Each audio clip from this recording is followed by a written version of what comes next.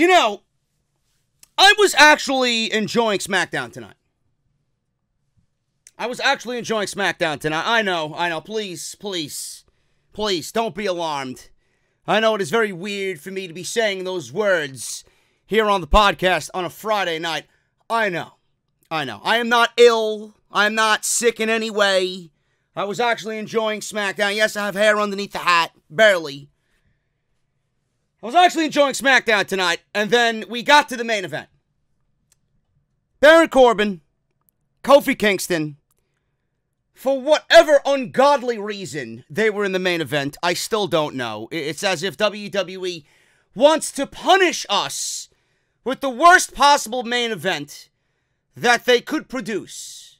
If this show needs anything, it needs something in that 9:30 to 10 o'clock spot on the show. Because whatever they're doing right now with Baron Corbin and the Big Dog and Alpo Dog Food, or Rachel Ray Dog Food, whichever you prefer, it's not working. Now you're going to add pancakes to the dog food? Please. I want to vomit. Legitimately, I want to vomit. Getting cold chills just thinking about it. Baron Corbin and Kofi Kingston in the main event for whatever ungodly reason. I don't know why they're in the main event. I barely paid attention to what they were doing.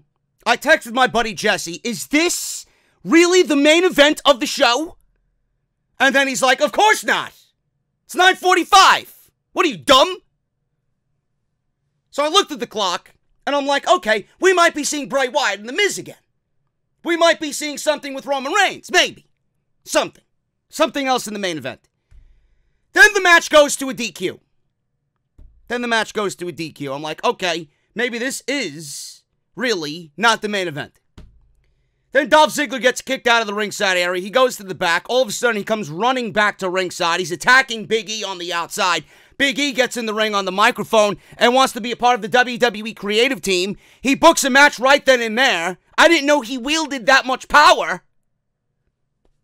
Makes a tag team match. I pick up the remote control. I shut the show off. Fuck SmackDown. There you go. I can end the review right there. I said I enjoyed SmackDown for the most part. At the end of the show, I regret watching the 2 hours. This show was actually pretty decent tonight outside of the last 30 minutes. Anything with Dolph Ziggler and Baron Corbin involved, it's automatically pick up the remote control and go do anything else, legitimately. You could go stare at a fucking wall and have more time. Or better time. SmackDown tonight. We got a TLC pay-per-view this Sunday. I'm not sure if you guys realize that. You know, with the ladders and tables and chairs spread all over the ringside area, you know, WWE's really giving you that December feel, that holiday feel with all the ladders and the tables and the chairs spread about. Not sure if you guys realize that there's a pay-per-view on Sunday, but we got some decent matches tonight. We got a great segment with The Miz and Bray Wyatt. Bray Wyatt is the greatest babysitter of all time, if you ask me. Renee Young and The Miz sat down in his Los Angeles home, and then all of a sudden, Bray Wyatt wants to play babysitter. And I was hoping that they would go this route, and they did exactly that. And I loved it. I thought it was great. We got some good tag team matches on this show tonight. We got Ali G. I'm waiting for them to be called Ali G by the end of this run. I swear to God, it's coming. We got Mustafa Ali and Chad Gable teaming up against the Revival in what I thought was a great TV tag team match. Same thing with Heavy Machinery, Cesaro, and Shinsegae Nakamura. Really didn't do much of anything for TLC, but it was fun and entertaining. Baron Corbin and Dolph Ziggler against Kofi Kingston and Big E in the main event. We'll go over that as well, even though I didn't watch it. I didn't give a shit if Roman Reigns came out or not. I don't care. And we are going to go over everything else that happened on SmackDown Live. Bayley, Elias, Dana Brooke, Alexa Bliss is a babyface and she's god-awful. All this tonight on the podcast. Thank you guys so much for joining me the Friday before TLC. This is Off the Script, SmackDown on Fox. I am JD, December 13th, 2019. Make sure you guys go and check Off the Script out today, man. It was uploaded around 2:30 in the afternoon. Great episode, almost 2 hours of content tomorrow's video is even better. Absolutely on fire in the second part of Off the Script. That second portion of the podcast tomorrow, the second half of the podcast, is absolutely some of the best stuff I did all year. I don't know what it was. I just had this renewed sense of energy. We're talking about the Royal Rumble. I got excited. We're talking about NXT. I got excited. We're talking about WrestleMania. We got excited. So make sure you guys go and check that out tomorrow. And if you missed part one, link will be down in the description below. On top of everything else, Monday Night Raw, you got AEW Dynamite, NXT, and some random video game gameplay from Luigi's Mansion. So make sure you guys go and check all that stuff out down in the description below. Follow me on social media at JD206. That is on Twitter and Instagram. Make sure you guys hit that subscribe button down below. Turn on that bell for all notifications. If you guys want to support the podcast on Patreon, you guys can certainly do so as well. Patreon.com/JD from NY206. And tonight the podcast is brought to you by my good friends over at Blue Chew. That is BlueChew.com. Guys, remember the days when you were always ready to go? I know, back in the day, I was always ready to go. Back during the Attitude Era when Monday Night Raw was really exciting and really great. 2 hours of non-stop action going head-to-head with WCW Nitro. Nowadays, you watch Monday Night Raw and you're sad and you're depressed. It's like you're going out on a blind date and when you get to the restaurant, half of your dinner's eaten, and you look up at the fucking table and you see some 400-pound fat slob as your blind date. Disappointing. Disappointing. You're not ready to go in situations like that, man. Now, you can increase your performance and get that extra confidence in bed. I want you guys to listen to me and listen to me good. BlueChew.com. That's like the color blue, clowns. Blue Chew brings you the first chewable with the same FDA-approved active ingredients as Viagra and Cialis. You can take them anytime, day or night, even on a full stomach. And just like your blind date, her stomach is going to be incredibly full. It'll even work then. Well, maybe not. Maybe not. I don't know how you can look at that and get remotely excited. I don't even think Blue Chew's going to work in that situation. But that's neither here or there. It's neither here or there. Even on a full stomach, and since they're chewable, they'll work up to twice as fast as a pill so you guys can be ready whenever an opportunity arises. You could benefit from more confidence where it counts. Blue Chew is fast and easy, and it's a great way to enhance your performance. Blue Chew is actually prescribed online by licensed physicians, so you don't have to go to the doctor's office or wait in line at the pharmacy, and it ships right to your door in a very discreet package. They're made in the USA, and since Blue Chew prepares and ships direct, they're cheaper than a pharmacy, and best of all, there's no more awkwardness. Right now, we got a special deal for everybody listening to the SmackDown review right here on Off the Script. Visit BlueChew.com and get your first shipment free when you use our special promo code JD, and that is just $5 shipping and handling. That's all you guys have to take care of. Again, that's BlueChew.com, promo code JD. Try it for free. It's the better, cheaper, faster choice. And we thank them for supporting the SmackDown podcast right here on Off the Script. SmackDown on Fox, December 13th, Friday the 13th. I wish Jason would have come out and cut off every member of the creative team's head on this evening. Friday the 13th, because they're garbage. Friday the 13th. From the Fiserv Forum in Milwaukee, Wisconsin. Must be a new place. I don't remember them ever going to the Fiserv Forum. I got a forum here tonight. This show was actually pretty decent. Wasn't really all that good, but it was pretty enjoyable, especially compared to the last couple of weeks. And that is primarily due to Bray Wyatt and The Miz. I am intrigued. We're going to go over it, including everything else. Hour one, the show opened with a video package on Baron Corbin and Dolph Ziggler spreading dog food on Roman Reigns to humiliate him. I want you to know they showed this video package on 3 separate occasions this evening, I think. I counted 3. I might have closed my eyes and dozed off for a little bit, but they replayed it over and over and over again, and you know Vince McMahon is having a good ha-ha-ha in the back with Kevin Dunn. At this point, I would be I honestly would not be surprised if they're doing it just to shit on the fans, because they know the fans just don't give a shit about anything regarding Baron Corbin and Roman Reigns. So, after a 2.5, 3-minute video package, we got Corbin in the ring, and he comes out on his throne, carried by his fucking clown parade, and he's in the ring with Dolph Ziggler. So Corbin thanked the fans for a warm welcome. They're booing him. They pretended to smell something bad. They speculated that it could be the people of Milwaukee. Probably. I don't know. Probably not, though. I enjoy a good cheese, so I appreciate my people from Milwaukee. They speculated it could be the people of Milwaukee, but it could also be the dog food that they smeared all over Roman Reigns. Corbin says he's going to make the big dog bow down to his king, or in his kingdom. I wasn't really paying attention to this clown. Who does? And then SmackDown will be his kingdom, and he will rule as the sole leader. He says he's seen the nonsense on Twitter that the big dog is coming to SmackDown unchained. Ziggler acted... I don't know what Dolph Ziggler was acting like. I don't even know what he was dressed as. He really looked like a cosplay Shawn Michaels tonight. He had the long hair down. He had the fox hat on. He had sunglasses. He was wearing some cheap-looking blazer.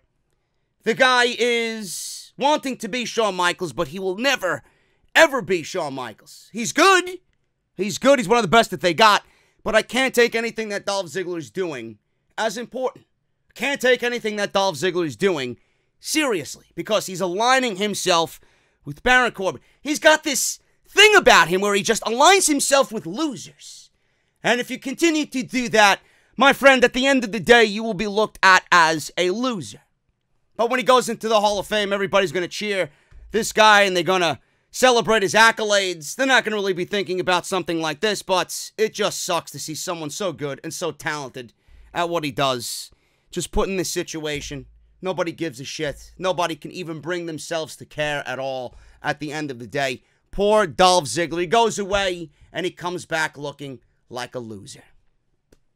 So, Ziggler was there without Bobby Roode. Bobby Roode was suspended 30 days. We don't know what he was suspended for, but he was suspended for something with Primo Cologne. I don't know. Maybe he overdosed on pina coladas. I have no idea.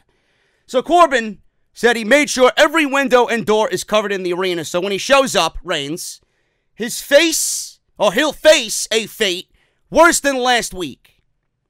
It's like watching this show. Our fate gets worse every week with SmackDown.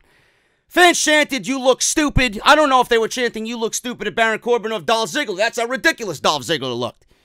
Corbin claimed the entire locker room agrees with what he did to Reigns last week. Sure they did.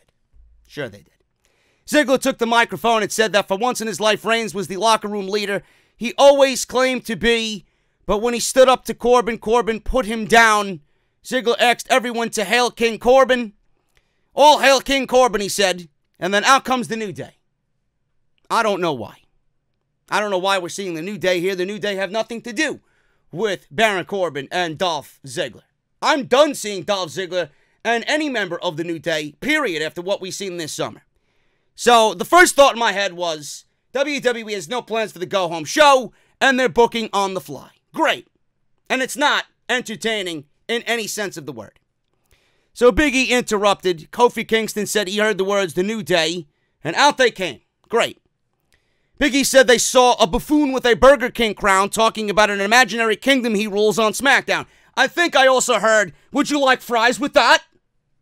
from Baron Corbin.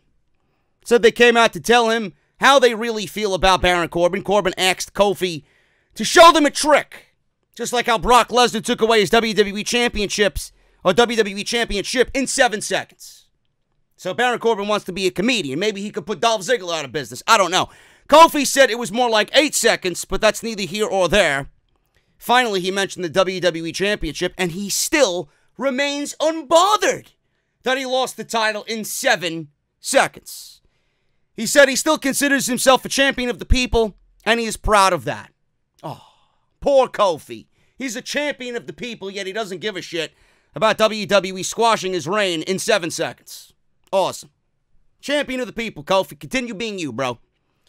Kofi said Corbin, not Kofi. It would actually be entertaining if Kofi was talking to Kofi. Evil Kofi and good Kofi. The bad Kofi telling the good Kofi how much of a retard he is. You know? 7 seconds, bro. Why aren't you upset? Get evil. Be like me. You know? Kofi said Corbin had a heck of a 2019. He won the WWE King of the Ring. But Kofi said, I won the WWE title at WrestleMania. And he defended it for 180 days against Dolph Ziggler, your court jester. Ziggler then obviously got upset. Fans are chanting Kofi. Big E made some strange faces. He was gyrating. Said he picked himself up and dusted himself off and kept marching forward. And look at them now. They are the tag team champions for a 7th time. Awesome. What a consolation prize you got there, Kofi. You lost the biggest prize in the fucking business in 7 seconds. They gave you a tag team championship title reign for a 7th time. And you got no competition. And no division. Awesome. Keep being you, bro. Keep being you. So they entered the ring.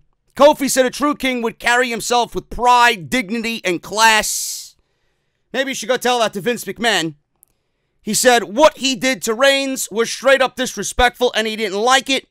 Corbin asked Ziggler if he was still talking. They were talking amongst themselves as if they were not even there. He told Ziggler he's had one good day in his entire career, but he's talking out loud. He's got one good day in his entire career. Kofi then slapped him like Stephanie McMahon would slap any of the women on the WWE roster, and the fans chanted one more time. Corbin said if he wants to step up and be a locker room leader like Reigns, then he'll get humiliated like Roman Reigns, and that was it. Kofi acknowledged the WWE Championship. He remained unbothered by it. This didn't make any sense. It was legitimately 13 minutes, minus the 2 for the video package that they just had to show again with the dog food from last week. 13 minutes of uninspired dialogue that is going to mean nothing at the end of the weekend. This meant absolutely nothing. So what a great way, what a fantastic way to start SmackDown off on Fox with 4 men I legitimately, at this point in time, don't give a single shit about. Now, I don't know if WWE is going to move on from Corbin and Reigns and go the Corbin-Kingston route. I mean, that doesn't really sound all that much better. I think anything with Baron Corbin is just dying. Or just ready to die 1,000 deaths. Nobody gives a shit. Nobody gives a shit. So moving on, we got Ziggler and Corbin. They're backstage. They see a guy knocked out on the floor in their locker room. And their locker room was trashed. And another guy was actually in their locker room. One was in the hallway. One was in their locker room, thrown through a table. Bags and trash thrown all about. Probably Roman Reigns. Roman Reigns, you know, they mentioned that Roman Reigns is going to come and seek revenge. And he's going to be unchained. I guess the big dog was the Tasmanian Devil tonight. Wow, what a cliffhanger, folks. What a cliffhanger, Vince. Yeah, that's why I shut the show off at 9:50. I couldn't give a shit. Sonya Deville and Mandy Rose versus Alexa Bliss and Nikki Cross. So, Nikki Cross and Alexa Bliss were actually in the back, and Nikki Cross was conducting an interview with Kayla Braxton. Sonya Deville and Mandy Rose were already in the ring. They actually walked back up the ramp. They went into the gorilla position, and they attacked a Nikki Cross and Alexa Bliss during the backstage interview. They brawled onto the stage, and then we get a match, and the match ends in 2 minutes, with Nikki Cross and Alexa Bliss winning, and that was pretty much it. Mandy and Sonya tried to suplex Nikki, but Bliss yanked on their legs. Nikki rolled up Sonya for a 1-2-3. Did Alexa Bliss even get a tag in this match? Did she even lift a finger to do anything in this match? The answer is no. I'm going to tell you right now, I'm going to say it every single time because she's complete garbage. Alexa Bliss is nothing more than a gymnast trying to pretend to play professional wrestler. Why is she even there? And this babyface run that Alexa Bliss is on, it is downright nauseating. I didn't even like her as a heel. She was good. She was good on the microphone. But Alexa Bliss is a babyface. I mean, I can't find myself to even care. I can't. It's downright laughable. Really. Alexa Bliss as a babyface? Give me a break. Tag team division in the women's division is just absolutely non-existent. I mean, this is the same shit for like 2 months now. Can we move on to something else? Just end the tag team matches with the women. It's not working. You got nobody. You're not going to make it work. It's not going to work. It was never going to work when the titles were first brought to the table. I don't even know why they were brought to the TV shows. It's just disgusting. The mishandling of the women's division is just absolutely annoying. I can't stand it. Sami Zayn was singing to himself as he was walking down the hallway. Sami Zayn continues to be one of the best parts of these shows because he's just so damn entertaining. He's so entertaining. So Sami Zayn was singing to himself as he was walking down the hallway, and he came across Heavy Machinery. Otis and Tucker were standing there, and they had a gift for Sami. More so, Otis had a gift for Sami. Sami was happy, but he looked at the label, and he was intrigued by Otis's kind gesture. He looked at the label, and Sami was actually spelled with 8 M's. It's just Otis's personality. Sami unwrapped a Christmas ham that was wrapped up by Otis. Sami went on to say that this was easily the worst gift he's ever gotten in his life. Don't you understand? I'm vegan, so this isn't a gift.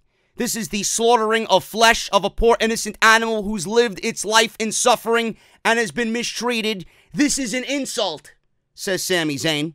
Otis apologized. Otis looked like he was genuinely sorry. He didn't know. Sami asked if he should just accept that and move on. Sami asked Tucker, how do you deal with this clown? How do you deal with Otis? He says he's nothing more than a giant oaf. That's all that he was, or a dumb oaf is what he said. Otis obviously got angry, and then Tucker was like, he's apologizing, just accept his apology. So Cesaro and Shinsuke Nakamura walked up, and they asked if there was a problem. Sami said Nakamura and Cesaro are going to take out Heavy Machinery later. So Nakamura and Sami walk away, and Cesaro looked at the ham. I legitimately thought he was going to take a piece of the ham and try Otis's ham. Instead, he takes the entire gift. It was a baking sheet filled with 2 huge hams. He takes this baking sheet with 2 full hams, and he throws it down to the ground. I laughed. And I thought this was fantastic. This guy legitimately took Otis's meat and threw it down to the ground in the most dick-like fashion. I thought this was great. You angered Otis, and you threw Otis's ham on the floor. Now, those are fighting words, if you ask me. Not really words, but Otis is angry, and you don't make Otis angry. I thought this was awesome. That's how you do a backstage segment, man. It's entertaining. You got guys with charisma in there with Sami Zayn and Otis. And then Cesaro, the silent killer, just comes and takes this fucking big ham and throws it on the ground. Disappointing Heavy Machinery. I thought it was great. I guess I'm really a Grinch. I like seeing the misfortune of others during the holiday season. I don't know. Maybe that's it. Ali G, you know what's coming. I hope not. How long does this creative team take to start naming these guys as a regular tag team or have Michael Cole on commentary? Oh, look, it's Ali G. I can't wait. It's coming. I know it is. Chad Gable. Remember that. And Mustafa Ali versus The Revival. This was awesome. Dash. This was a botch. He pretended like it wasn't. This was a botch. He was walking backwards, and Dash Wilder tripped on the SmackDown set coming out to the stage. Now, he played it off as if it was an accident, and he did it to make fun of Ali and Chad Gable, but it wasn't. It was Dash Wilder legitimately botching his entrance on SmackDown. So Cole played it off on commentary as well. He said that they were practicing falling because their match this Sunday against the New Day has turned into a ladder match for the SmackDown Tag Team titles. Awesome. Just that announcement makes me kind of disappointed knowing that the Revival are in this match and Chad Gable and Mustafa Ali are not, which I talked about last week and I talked about on the podcast tomorrow. I don't know why with a TLC pay-per-view, which to me is unimportant, nobody gives a shit, why you couldn't go with something different and give Ali and Gable a shot at the New Day. Now, nobody expected them to win, but if they have a great match, at least they get out there and put on a great match in front of a wider audience. I don't get it. You're going with the Revival for what? To embarrass the Revival for what? Because they didn't sign 5-year contracts? Why? Because they know nothing is going to change. The only thing the Revival have on their mind is 3 letters. AEW. Goodbye. You might not think that they're all that important, but when they go to AEW, they will be Impact players. Watch. The summer of 2020 in AEW is going to be vastly different than what you see now. So this was a very, very good tag team match. I mean, Chad Gable is awesome. Ali is awesome. The Revival are awesome. All 4 guys are awesome. So you know you're going to get an awesome match out of it. So after the fall, we go to commercial break. They do some back and forth. They're talking about the TLC ladder match with the New Day. They go to commercial break. Ali double stomped Dawson off the top rope after the break for a near fall. The Revival took control against Chad Gable, but Ali interfered to stop the Revival's momentum. He landed a 450 on Dawson, which looked great. Everyone was down, slow to get up. Chad Gable officially tagged in, and Ali got caught with a shatter machine out of nowhere. Now, this was awesome. The ending was awesome. Ali was going for a reverse crossbody off the top rope. Now, I don't know if he realized that both members of the Revival were there, but he was on the second turnbuckle. He turned around to do a big crossbody. I think he might have known that both of them were there, but he crossbodied right into a shatter machine, and the ending of this match was fucking awesome. The Revival win, and that was pretty much it. Cole said on Sunday, if they do that, they'll be able to climb the ladder and easily win the SmackDown Tag Team Championships, and that was it.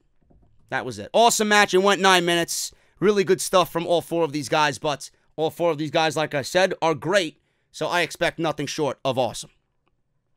Kayla Braxton interviewed Bayley backstage. She said Lacey Evans called her out last week for her lack of leadership.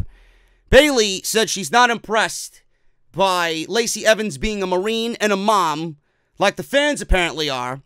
She said she wasted years of her career doing what fans wanted, but she's doing things for herself now.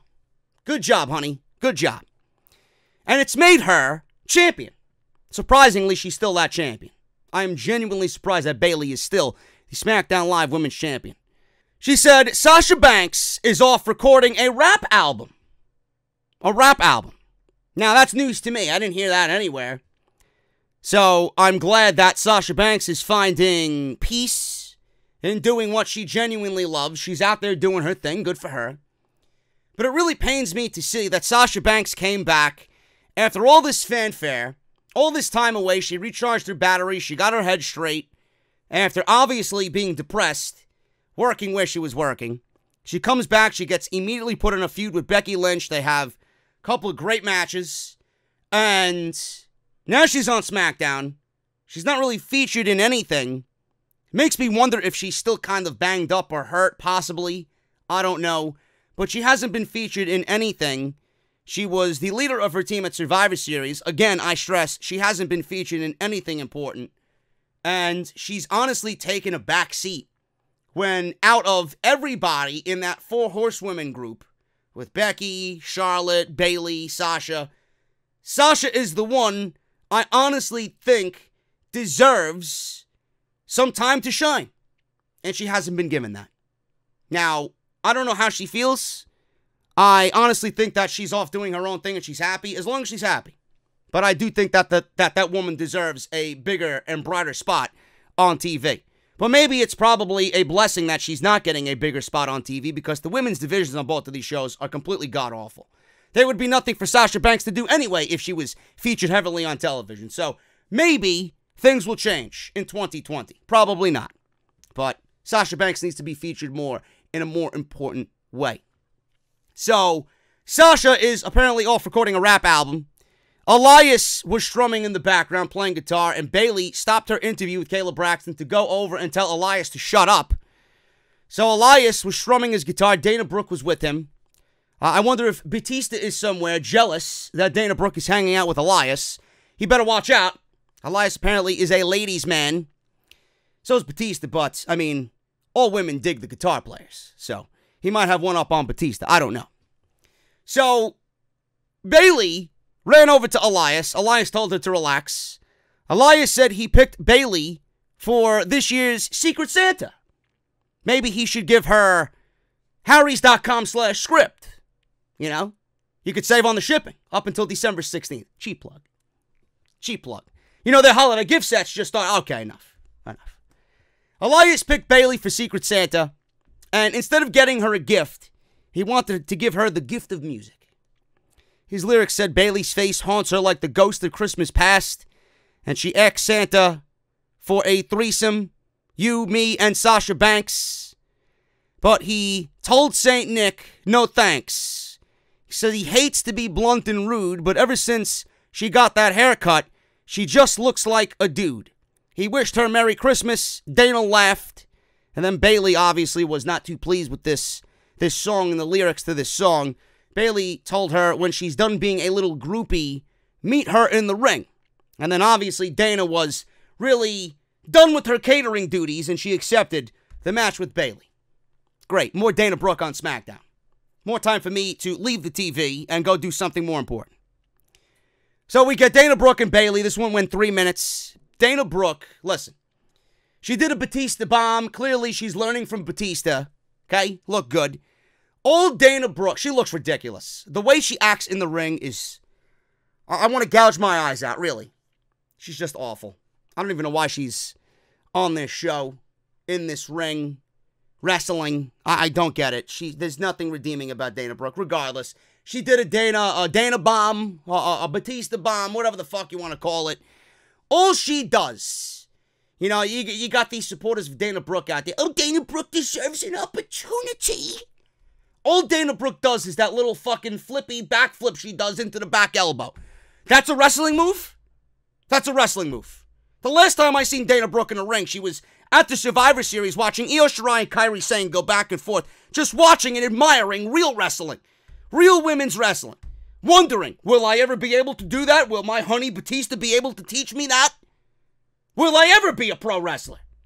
Man, I gotta get out of catering. That's all she's good for. Bayley won. She kicked Dana's leg and then face planted her for the win. Yes, because Bayley's title run was in jeopardy because of Dana Brooke. I can't wait for that Lacey Evans and Bayley match that I don't give a shit about. This women's division is fucking awful. Sheamus is back. Apparently he is not Bray Wyatt is not the only one with red light in his gimmick. Sheamus is just standing in front of a red light. Said he's returned and he's bringing the heart back to SmackDown. A heart that is hungry, fired up, and ready to crush anyone foolish enough to stand in his way. Great. Another guy, another mid-carder that will amount to nothing on their show. I'm sure Sheamus is the SmackDown savior that we all need, right? Finally, something good on this show. I did enjoy the tag team matches, and I did enjoy this heavily. Not the main event tag team match, the tag team matches with Ali and Gable, the Revival, Heavy Machinery, Nakamura, and so on and so forth. Those tag team matches in this. Not the main event tag team match, which I didn't watch. Renee Young.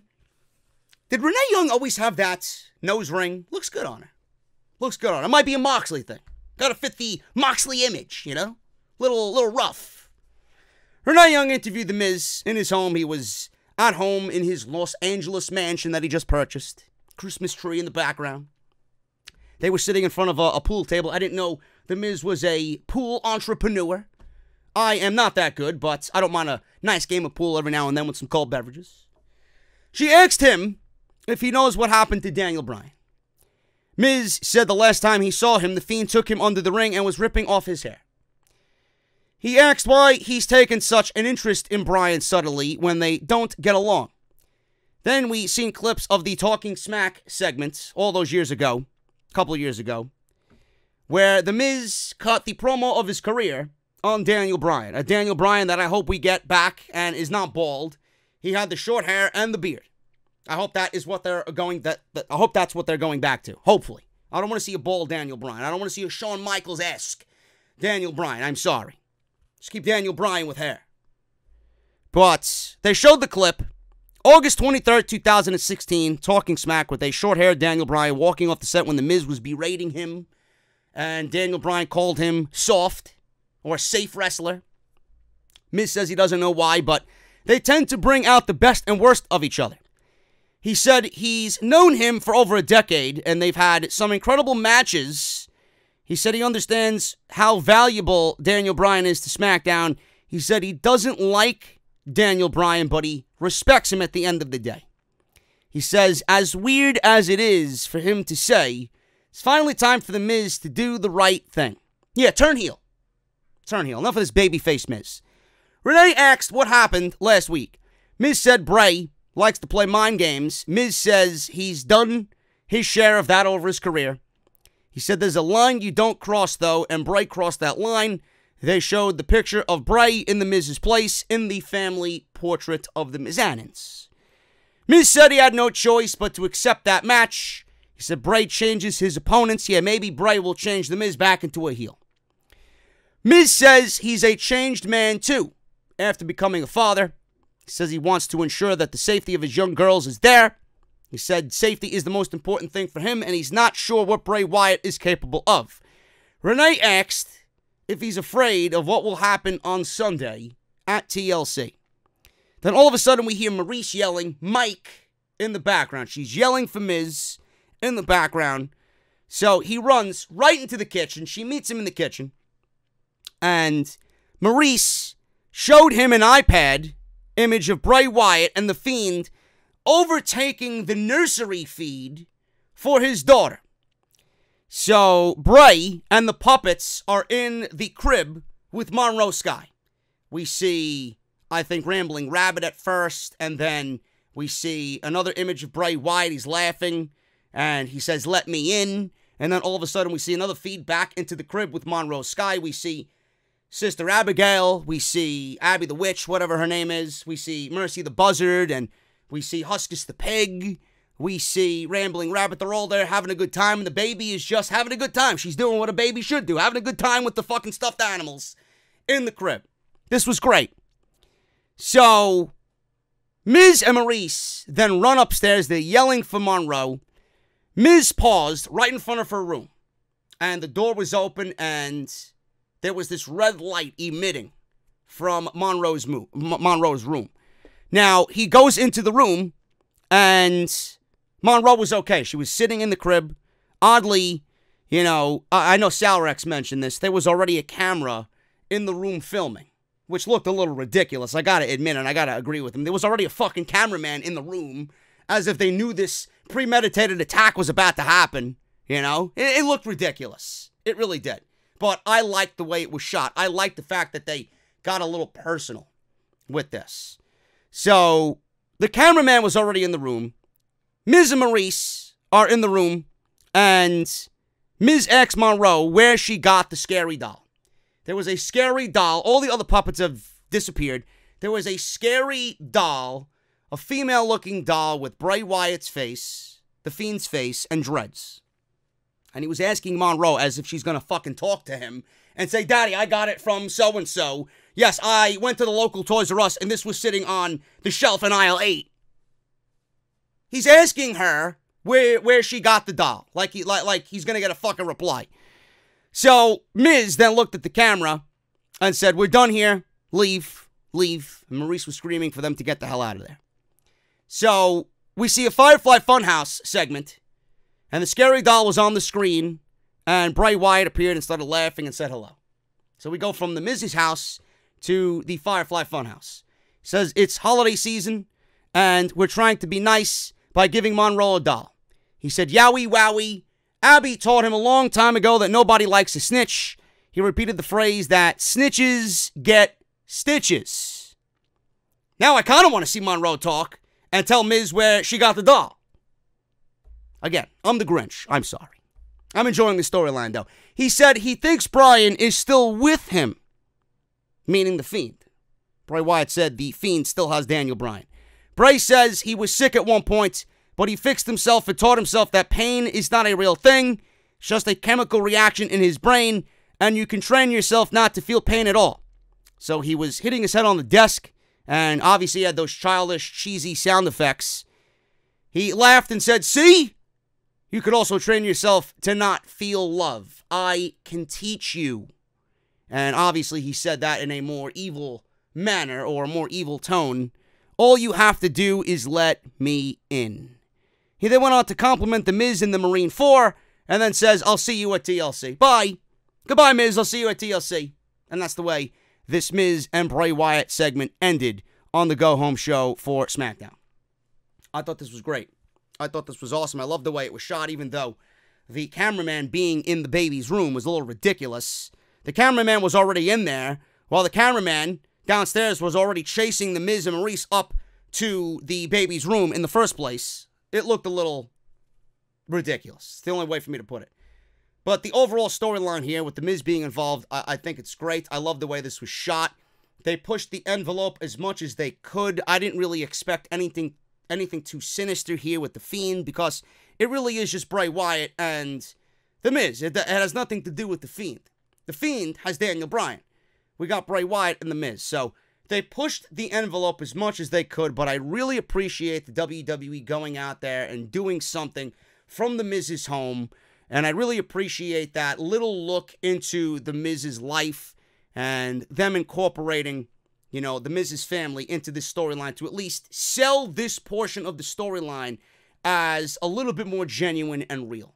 Because every time, you guys know, you bring some sort of real life into it, it makes everything a lot better. And this is the brainchild of Daniel Bryan and Bray Wyatt. And if you let them run with it, both of them and their creativity is going to make this a great storyline. Because it's already showing. Daniel Bryan, I reported on Off the Script already this weekend that it's his idea to prolong this feud. You'll hear that tomorrow. That's in the news. This is Daniel Bryan's idea to prolong this feud. It was his idea to put The Miz and Bray Wyatt at TLC because he did not want, personally, he went to management and said, I don't want Bray Wyatt at TLC. It's too soon. I want this storyline to develop. I want him at the Royal Rumble. And we're going to have 6-7 weeks of build, and it's going to be 6 years to the event where Daniel Bryan and Bray Wyatt once again go and battle for, this time, the Universal Championship at the Royal Rumble. Back in 2014, I know I mentioned this a few times, Daniel Bryan and Bray Wyatt had one of the best matches of that year. That was the best singles match of Bray Wyatt's entire career with Daniel Bryan at the 2014 Royal Rumble. And we might be getting it again. More than likely we're getting it. But this is Daniel Bryan's brainchild. He went to management and said, this is too soon. And I love that. And that's someone who genuinely fucking cares. And I can honestly see him saying that. If you're putting me in the ring with the hottest guy in wrestling right now, that is Bray Wyatt, you're not rushing this. You're going to let me take my time with this and you're going to tell a proper story. If I'm involved, you're going to tell a proper story. This was great. I love the scenery of The Miz's house. And kudos to The Miz. I know I've been very hard on The Miz. And as a fan and someone who analyzes this shit for what I do here, I have not been a big fan of the babyface Miz that we've been seeing. I think it's some of the worst stuff he's done in his entire career. I was a huge advocate for The Miz, especially back in 2016 when he was feuding with Dolph Ziggler. That was the best time of his career. Even dating back to early last year in 2018, he was putting on some of the best matches of his career with Seth Rollins when Seth Rollins was hot, Jeff Hardy when Jeff Hardy was good and ready. He was just very good. He was putting on some great matches, and we were getting The Miz that, I knew always was there. Then he got babyface, and he teamed with Shane McMahon, which was all right, and then he kind of got jobbed out. He didn't go anywhere. He just felt unimportant. I mean, he lost to fucking Shane McMahon. And with The Miz, I appreciate The Miz actually letting his family and approving his family starring in this particular portion of the show and starring in this storyline to enhance the storyline. A lot of times you don't see pro wrestlers or athletes that are in this type of field, wanting their family to be on camera, wanting their wife to be in something like this, wanting their children to be in something like this, to put their children out there and sell a pro wrestling angle. Some of those guys might scoff at that and they'll think, nah, this is not worth it. I'm not going to put my family in the public spotlight. But, The Miz is a TV star. The Miz's whole life is on TV, so why not? He's got his own reality show with, his entire family, so why not incorporate them into the Miz and Bray Wyatt storyline to enhance the storyline and make it better? But I appreciate him going out there and allowing his family to be in this because, more times than not, you're going to get somebody that says, no, I'm not putting my family in this position. It's cheap. It's not really what I want to do, etc., etc. So I really appreciate The Miz for going to the lengths that he does and did here tonight to really enhance the storyline, because this was easily the best thing on the entire show. Heavy Machinery, Otis and Tucker versus Cesaro and Shinsuke Nakamura. This was pretty good. Another great, I won't say great, but this was a very good tag team match. Very fun, entertaining. Nakamura and Cesaro win in 10 minutes. We got Otis no-selling Cesaro. When Otis takes his shirt off, that's when the match really takes shape. And I don't like the fact that Michael Cole always brings awareness to his belly. I mean, give me a break. That's typical WWE, though. They always got to pinpoint something like that. What does Otis's belly have to do with anything? Otis is charismatic, and Heavy Machinery deserves an opportunity to shine in the tag team division. So Otis and Cesaro were in the ring, and Cesaro rubbed his belly. Otis no-sold it. Otis headbutted Cesaro, tossed him over his head with a suplex, obviously playing up to the crowd because you knew that the Caterpillar was coming. Nakamura surprised him with a running kick. Cesaro hit a top rope European uppercut. Nakamura then connected with a sliding knee for a 2 count. That was broken up by Tucker. Nakamura then signaled for a Kinshasa, but Otis counted him and caught him.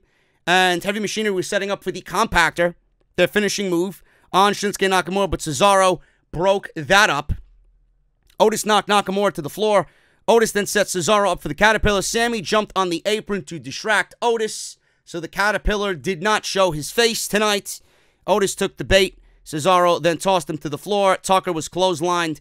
Tucker actually clotheslined Cesaro over the top rope, which left Nakamura in the ring to nail the Kinshasa on Tucker night. And Nakamura and Cesaro win in 10 minutes. Sami Zayn continues to thrive in his managerial role. Nakamura looks pretty decent, I will say. I'm glad we're not getting the makeshift match of Nakamura and Braun Strowman that was rumored in the news this week. Cesaro, obviously he deserves better, but at least he's in something. He's with Zayn, he's with Nakamura, he's standing next to the Intercontinental Champion. At least he's in something and not floating around on his own. I still do think that they should pair him and Sheamus back together. I think that is the best way to go about it, but it looks like they're pushing Sheamus in a singles role. But at least he's mingling with the Intercontinental Champion, and he's not out there on his own being a glorified enhancement talent on this show. So I guess we should just accept the fact that Cesaro is going nowhere. And even though we all want a singles run for Cesaro, and he deserves a singles run to prove what he could do, I wish he was in NXT UK. I think he'd kill it over there. At least he is in this and has guys to lean on instead of just floating out there on his own, not doing pretty much the jobber thing. So that's my opinion on Cesaro. He deserves better, obviously. So we got Corbin and Ziggler walking backstage, and Corbin's throne was knocked over, and his assistants were knocked out. Reigns obviously is doing all of the attacking and obviously playing mind games with Baron Corbin, which led us to Kofi Kingston with Big E versus Baron Corbin with Dolph Ziggler. No traditional New Day entrance. They didn't do their whole spiel. 7-time tag team champions. Get ready for a new day, whatever the fuck they say. New Day made their ring entrance. Ziggler and Corbin walked out next. And this match went 12 minutes. Nothing much happened here. 12 minutes, and everything led to a DQ. Everything led to a DQ. We had Ziggler tossed out of the ringside area. Ziggler then ran to the back. He ran back out, jumped Big E. Corbin and Kofi joined in. The referee called for a bell. Kofi wins by disqualification. So Big E clotheslined Ziggler, asked for a microphone, got in the ring, said if they want to fight, they'll take them on in a tag team match right now. Typical Vince McMahon booking. Typical Vince McMahon booking. A few minutes into the match, Ziggler super kicked Big E. Corbin and Ziggler chained Kofi's wrists. They trapped him with the chain like they did Roman Reigns against the ring post. Cole said this was despicable. I couldn't give a shit. Out came a can of dog food.